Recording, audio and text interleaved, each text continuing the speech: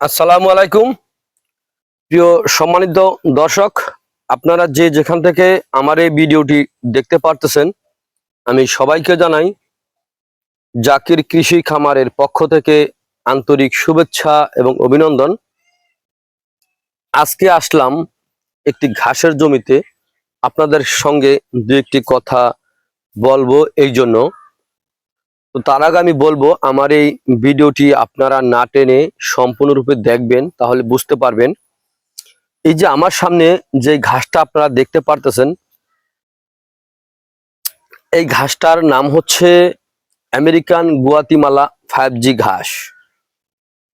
এই 5G ঘাসটা মূলত প্রথমত আমেরিকার একটি শহরে জন্মেছে।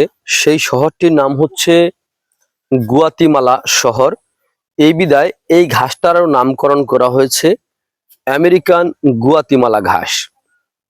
এই যে আমেরিকান গুয়াতিমালা ঘাসটা দেখতে পারতেছেন এখানে, এই ঘাসটা কিন্তু আপনার প্রচুর পরিমাণে একটি ঝোপায় ঘাস হয়ে থাকে। এই ঘাসটায় আপনার প্রচুর পরিমাণে ক্যালসিয়াম রয়েছে। এই ঘাসটাতে আপনার প্রায় 30% ক্যালসিয়াম রয়েছে, আর এই ঘাসটায় প্রোটিন রয়েছে 25%। এই কারণে এই ঘাসটা খাওয়ালে আপনার দুগ্ধ জাতীয় গাভী অথবা ষাঁড় গরুরকে আপনার ক্যালসিয়াম জাতীয় কোনো ঔষধ আর কিনতে হবে না, কারণ এই ঘাসটাতে আপনার ক্যালসিয়াম রয়েছে অথবা প্রোটিন রয়েছে। এই ঘাসের মাধ্যমে যদি আপনি গরু অথবা ছাগল পালন করতে পারেন, তাহলে কিন্তু কম খরচে আপনার খামারে আপনি সফলতা অর্জন করতে পারবেন।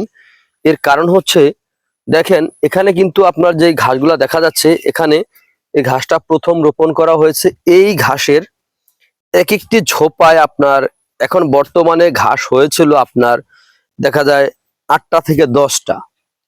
তো 10টা থেকে দেখা যায় আপনার ওগুলার প্রতিটা গিট থেকে কিন্তু আবার আপনার নিচ থেকে যে গিটগুলো হয়ে থাকে, ওখান থেকে আপনার একটা থেকে আরেকটা শাখা বের হয়। এই শাখার মাধ্যমে কিন্তু প্রথমেই আপনার বিশাল বড় বড় ঝোপালো আপনার ঘাস হয়ে থাকে। যেমন দেখেন এখন কিন্তু এই এই জমিটার ভিতরে কিন্তু দেখেন ফাঁকা জায়গা নাই, এত পরিমাণ কিন্তু ঘাস হয়ে আছে। দেখতে পারতেছেন, দেখা যায় একটি শাখা থেকে, একটি চারা থেকে আরেকটি শাখা হয়, ওই শাখা থেকে আবার আরেকটি হয়, হইতে হইতে দেখা যায় একটি ঝোপা এত বড় একটি ঝোপায় রূপান্তরিত হয়ে থাকে। যেমন এই ঘাসটা কিন্তু এখন দেখতে পারতেছেন আমার মাথার উপরে কিন্তু আরো প্রায় 2 থেকে 3 হাত হয়ে আছে। এই ঘাসটা কিন্তু আপনি যে কোনো মৌসুমে আপনি রোপণ করতে পারবেন। এই ঘাসটা আপনার সব সময় আপনি রোপণ করা যায়, দেখা যায় আপনার। আর অথবা এই ঘাসটা আপনার যে কোনো মাটিতে রোপণ করা যায়, কিন্তু বেলে মাটিতে রোপণ করতে গেলে আপনার ওই ক্ষেত্রে ওই জমিতে আপনার প্রচুর পরিমাণে গোবর থেকে যে জৈব সার হয়ে থাকে, সেই জৈব সারটা দিতে হবে, নচেত আপনার ঘাসটা কিন্তু হবে না। আর এঁটেল মাটি অথবা দোআঁশ মাটি, যত প্রকার ঘাস হয় সবচেয়ে বেশি ভালো হয় দোআঁশ মাটিতে। তো প্রিয় দর্শক, আপনারা যে যেখান থেকে আমার এই ভিডিওটি আপনারা দেখতে পারতেছেন, যদি আপনাদের কাছে আমার এই ভিডিওটি ভালো লেগে থাকে, তাহলে আমার চ্যানেলটিকে সাবস্ক্রাইব করবেন, বেশি বেশি করে শেয়ার করবেন। এই আমেরিকান গুয়াতিমালা হাইব্রিড ঘাসের চারা অথবা কাটিং এর জন্য আমার স্ক্রিনে দেয়া নাম্বারে ইমো আছে, হোয়াটসঅ্যাপ আছে, চাইলে সরাসরি দেখে এভাবে জমিতে দেখে তারপরে এই ঘাসের কাটিং অথবা চারা সংগ্রহ করতে পারেন। তো সকলে ভালো থাকবেন, সুস্থ থাকবেন। আল্লাহ হাফিজ।